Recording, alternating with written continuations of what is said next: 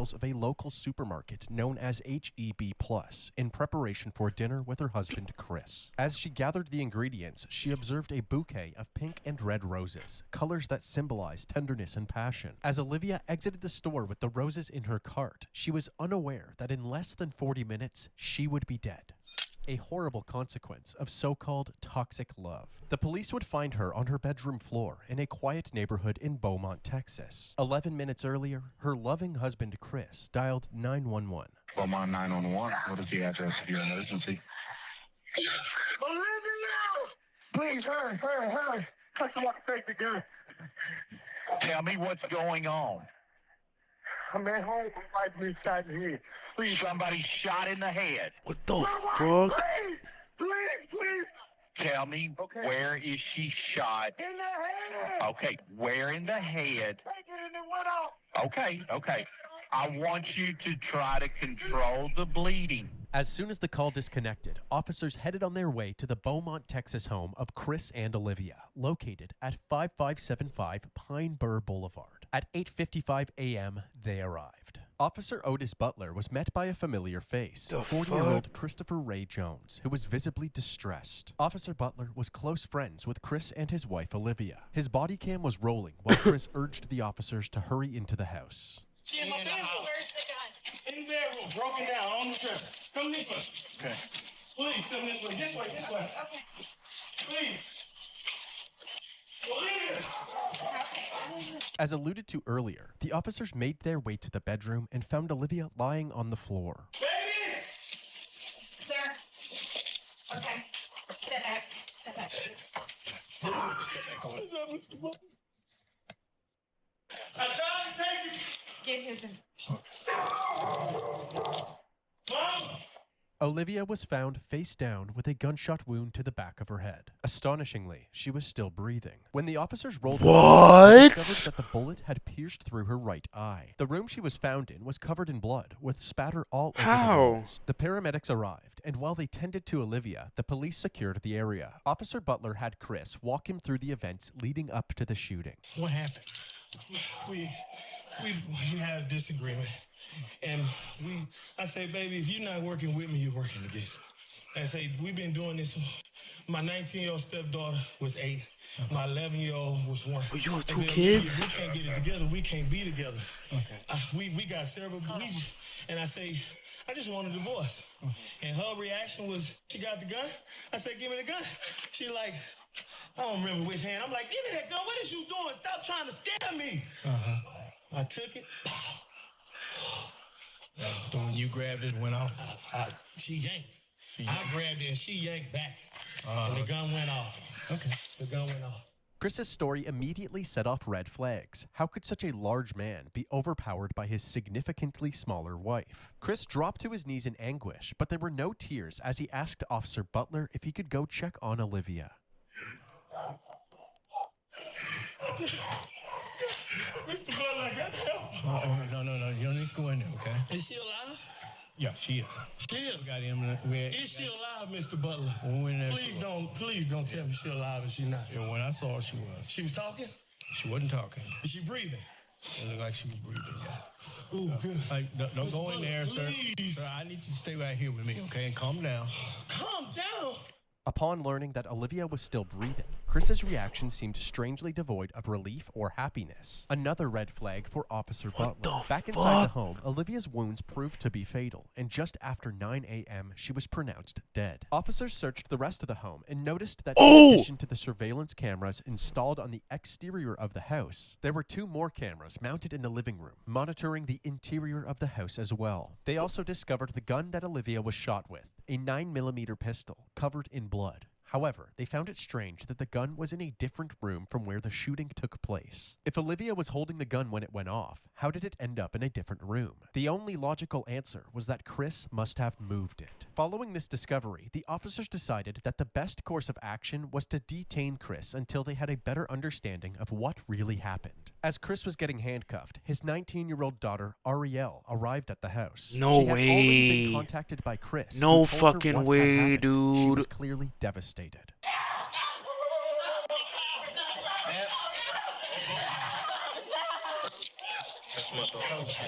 Bro. While the officers tried to console Ariel, Chris was escorted to the back of a police cruiser. Lead Detective Mendy Freeman and Sergeant Yvette Barrero of the Forensics Unit arrived at the residence and were immediately caught up to speed. According to him, she grabs a 9mm in that bedroom. And she did that. He claims he reached for the gun to try to get it from her. And when he reached for it, and they struggle over it, boom. At that moment, Olivia's sister Angela arrived at the scene, and Ariel once again broke out into hysterics. All of the evidence was collected and sent to the crime lab. Chris was brought down to the station where they took photos of his hands still covered in blood. They're waiting for the lead detectives. They're going to be the ones that actually interview you, so. When the detectives finally arrived at the station, they started Chris's interview by asking him what caused the argument. He said that he felt as if Olivia wasn't pulling her weight in the relationship. I am very particular. If you heard that, that's true. I am very particular. You strive for the best for people. I work really hard, and I don't make excuses for myself, and I don't accept excuses for anybody else. After telling her that he wanted a divorce, she went to the bedroom and grabbed the gun. What did you say? Really? You serious? Really? This is not going to solve anything. Okay. You know, this is not, you do not want to do that. Put that freaking gun down before you make a mistake and hurt yourself. She was crying. She was crying. Chris handed over his cell phone, which had access to the home security camera footage. Say, if you want to access just that camera, you touch that. And that's just that camera. Okay. You follow what I'm saying? So far, let's go back to devices. Yes, sir. And everything is labeled. Carport, backyard, front door, back door, laundry room, inside garage, living room, kitchen. The police examined this footage, hoping to corroborate Chris's story. At 8:41 a.m., Olivia can be seen going about her morning routine in the kitchen. Then, all of a sudden, the footage cuts out. 3 minutes later, at 8:44 a.m. What the fuck? Dude, there's no way. Why is there a fucking ad, bro? What? The video is back up, and Chris is captured frantically pacing around the house. While on That the phone is with weird. 911. That is weird. That is fucking weird. I ain't gonna cap to you, bro. I ain't gonna cap to you. That's fucking weird. That's weird. 11 minutes later, at 8:55 a.m., the responding officers can be seen entering the residence. That means that Olivia must have been shot during this 3-minute gap in the footage. In the interrogation room, Chris was asked why this footage was missing. He claimed that he had no idea. We're still trying to pull up these videos here, okay? Why would there be no recordings on it? I don't know. It should be. Everybody that went in that house should be on it. But like I said, the internet, you can go through days and it pretty much does it. We shouldn't have bought that. You just keep, like, you can pick whatever day you want and it's never going to be consistent. That's why I said it was a waste of money. Well, I'm wanting desperately to find. That's some video fucking weird, bro. That corroborates what you're telling us, but almost all the videos start right after this event happened. Chris had a bunch of excuses, from internet problems to not charging the camera properly. But at this point, the detectives were taking anything Chris said with a grain of salt. It seemed more likely that Chris, the only one with access to the footage, had tampered with it. Since they did not have the video, they had Chris reenact the moment that he tried to disarm Olivia. Now go ahead and do my initial. She pulls it.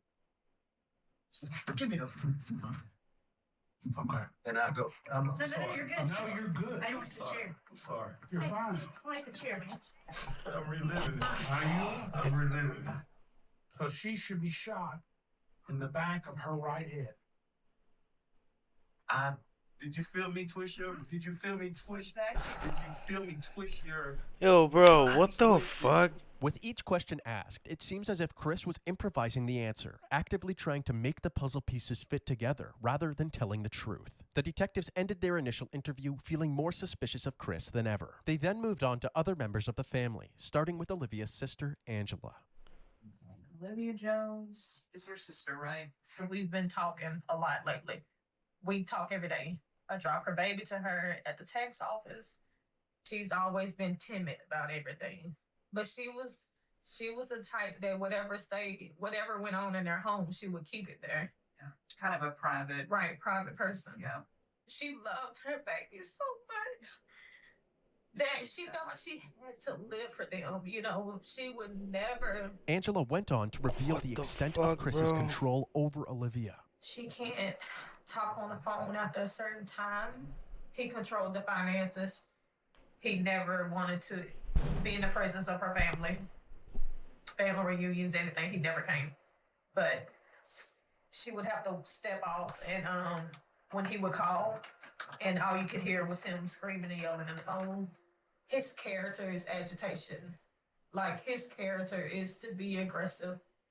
I just don't get it. Because all she wanted, my sister was a married type. All she wanted was to be loved. Yeah. She loved love. Like, she loved her babies. She wanted to live for her babies. To make matters worse, Chris's ex-wife Letitia, who he initially met back in 1999, corroborated his pattern of controlling and aggressive behavior. I met Chris Jones in 1999. It was just like a constant fight. Like, he strangled me, choked me out, drugged me through the house. I ain't gonna lie, bro's cooked. Missing off my back. One time he bit my hand. He had this bite marks in my hand. This was what it was. If the house not clean, he's told me that he would kill me if I was to ever leave him. Told me how he would do it. The reason I never said anything or went for help was because I was extremely in fear of my life. Because I knew and I felt in my heart that he would kill me. And most damning of all were the allegations made by Olivia's daughter Ariel during her interview. She explained what it was like living at the house with her mom and Chris. One time they were arguing and I heard her say she couldn't breathe. I would see bruises on her. It broke her down to the point where she believed what he said. Mm-hmm. You won't be nothing without me, stuff like that. Right. Everybody knows my mom. Everybody knows my mom. Everybody knows that we were her world. With each person interviewed, the allegations against Chris were stacking higher and... You're not a child, you're a man. So stop wearing so many layers to go outside. And get the bearskin tactical... Nah, bro, I'm gonna wear as many layers as I want. You don't tell me what the fuck to do. the truth about what actually happened to the missing footage. To be honest, that's videos. I look guilty.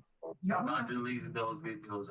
I look guilty. Not if you say right now, what you just said a little while ago. I freaked out. I panicked. I did some stuff I shouldn't have done. Is that one of them? Yes. How many did you delete? I don't know.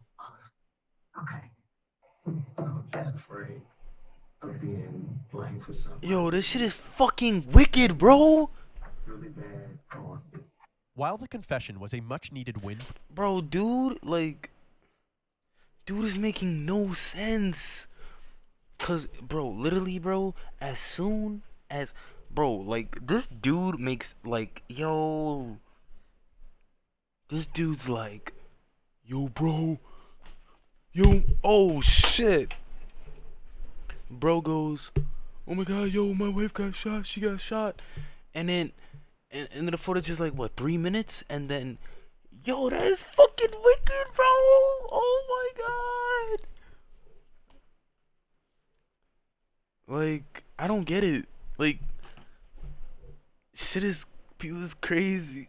Like, oh my god. For the detectives, there was still no trace of those crucial 3 minutes of footage. Bro, however, the detectives did like, their how due did diligence. they spent do the it so days combing fast, through all too? available footage from the How house the to see for fuck? themselves what daily life was like for the Jones family. In these recordings, the true nature of Chris and Olivia's relationship was on full display. Then you gonna be looking stupid. Look on the floor. Look on the floor. Look on the floor, White. Look on the floor. Look on the floor. Look on the floor. Look on the... Why is that like I'm not paying attention. What the man? Okay, leave. You wasn't worried about the son of a bitch a minute ago. That's your mother. Look at me like that, bitch. Yo, this guy's fucking nuts. You want to do some shit, not enough? Give it here. You got all the goddamn answers. You don't do a goddamn thing around this. Right. This your ass, bitch. That's clean dish. That's clean. I didn't want to. They fell on the floor, so I didn't want to reuse them. You look at it. You don't pay attention what the you doing. You all over the place, Olivia. This guy's fucking crazy, You ain't got bro. to explain no food on the wall. Who you bringing now? Me. Harriet don't live here. It's you. It always been you. Chris would take any chance that he could to bully Olivia, constantly putting her worth into question, even humiliating her in front of her own daughter. When I got the show ass, you didn't have a job. You collected unemployment. You just Yo, that's a dickheaded move, bro. I want to tell you guys about it. We are transferring you to your psychic. If most men in this world want a woman that got what? You wouldn't be doing this if I wouldn't have got upset. You would have bagged that. Life would be so much easier for me if you start thinking. You do dumb because you don't think. This footage shed light on Chris's true colors and confirmed the allegations of abuse from Olivia's family. Detectives also looked into Chris's criminal records and discovered that he had a history of violent charges, including multiple assaults in 1996 and a domestic assault in 1998, which landed him in jail for a brief period of time. Even though they were still waiting for ongoing forensic analysis results, authorities believed that they had enough evidence to place charges against Chris. Bro, he has like 1, 2, 3, 4, 5, 6. Now facing murder charges in a Valentine's Day shooting of his wife. Police say this man, Christopher Ray Jones, who worked as a correctional counselor at the Beaumont Federal Prison, killed his wife, Olivia. Chris was charged with first-degree murder and second-degree manslaughter in April of 2019. But unexpectedly, within 24 hours after being charged, he was released on a $150,000 bond and was put under house arrest with a GPS monitor. Now a man charged Wait, with he was murdering- what? Within 20 murder and second-degree manslaughter in April of 2019. But unexpectedly, within 24 hours after being charged, he was released on a $150,000 bond Who the and was fuck put under house arrest with a paid- GPS monitor. Now a man charged with murdering his wife is back at their home. 40-year-old Christopher Ray Jones was arrested and charged with shooting his wife in the face on Valentine's Day. His bond was set at $150,000. On fucking Valentine's Day? Many taking to social media to voice their concerns, stating things like, "Can't believe he's out on a $150,000 bond. That's crazy. What's wrong with our system?" And Oh, "Can't whoa, believe they would make whoa, his I just bond going too so low fast. that he got out. He should not What the fuck? be walking the streets." Voice their concerns. What the fuck? Yo, who in the right mind would pay 100? Yo, bro, that's wicked, bro. Bro, man just took somebody's life and then dude just paid money. Boom, he's out. That shit, like, that shit's wicked. Like, that's not crazy. Like, yo, that's wicked, bro. Like, that's crazy, bro. Concerns, stating things like, "Can't believe he's out on a Like, $150,000 bond. That's crazy. dude What's wrong paid with our money, system?" but he And took a "Can't life." believe they would make his bond so low that he got out. He should not be walking the streets." While out on bail, Christopher was allowed to continue operating the Jones family business, a food truck called One Plate at a Time. The judge allowed Chris to work while out on bail since the food truck is directly beside his home. However, this decision was controversial amongst Olivia's family and the community. They knew Chris was the only person with Olivia at the time of her death, and they all seemed to believe that he had killed her. This food truck on Concord Road in Beaumont is a hot topic on social media. It's not generating rave reviews from many, but condemnation from a grieving family. I don't see how would anyone want to support someone who murdered their wife on Valentine's Day, which is a day that we are supposed to celebrate love. And what if I told you that Pi not only does it block ads, Fucking but it crazy, also bro. pays you? And I'm looking to buy a Norwegian. the day that she was going to celebrate that with him, he decides to take her life. Chris's image was tainted even further when the results from the crime lab came in. The bloodstain patterns at the crime scene indicated that the gunshot wound could not have happened in the way that Chris described it. Additionally, investigators found no gunshot residue on Olivia's hands, indicating that there was no way she was holding the gun when it went off. There was, however, gunshot residue on Chris's hands and clothing. Despite all of the evidence pointing towards Chris, he pled not guilty to his charges. But before his trial would take place, Olivia's family held a gathering to honor her memory. This Valentine's Day, purple and red balloons filled Rogers Park. Purple means domestic violence, and red was one of her favorite colors. 1 year ago today, Joshua Simmons lost his sister. Valentine's Day was one of her favorite holidays. I would give almost anything to have her back right now. What's this year been like for you and your family? If you can wrap it up in one word, it would be frustrating. Frustrated with the fact that Jones isn't behind bars. Now the family wants to raise awareness for domestic violence, but more than anything, they want justice for Olivia. We want him to spend the rest of his life in prison, while my sister spent the rest of her life in the grave.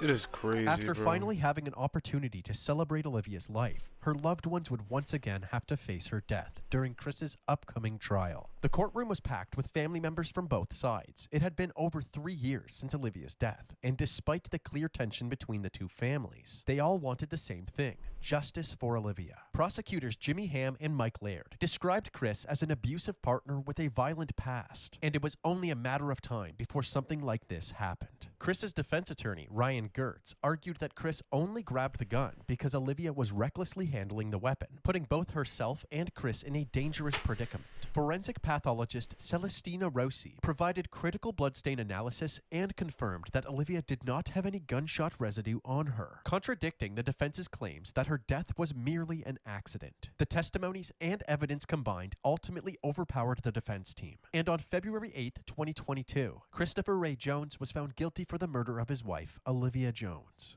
1,118 days. That's how long Olivia Jones's family says they've waited for this moment. The moment when Olivia's husband, Christopher Jones, was found guilty of murder. Olivia died at the hands of her husband on Valentine's Day 2019. And instead of spending a lifetime behind bars, he elected to agree with the state to a 30-year sentence because of the potential risk of, an even higher sentence. in exchange, Christopher waived his right to appeal the conviction. After the judge handed down this sentence, Olivia and Christopher's 2 daughters took the stand. Looking directly at their father, they described the impact of Olivia's death. The youngest daughter, who was only 11 when her mother died, said, quote, "I'll forgive you one day, but right now I can't." Throughout the trial, the prosecution described a history of abuse that finally blew up. Defense attorney Ryan Getz argued a different version of events. I think that we'll never know what happened in that room. Ultimately, my impression from the jurors is that they just didn't believe Chris's version of events, and that really only left the one alternative. This was an emotional day for Olivia's family. As they were leaving the courtroom, they were encouraging each other, saying, "Today was all about Olivia, and she won." Christopher Jones is currently serving his sentence in the John M. Wynn Unit in Huntsville, Texas. Oh, he's in Texas? Oh, shit. Dude, I ain't gonna lie. That's fucking nuts, bro. That's fucking wicked. On That's the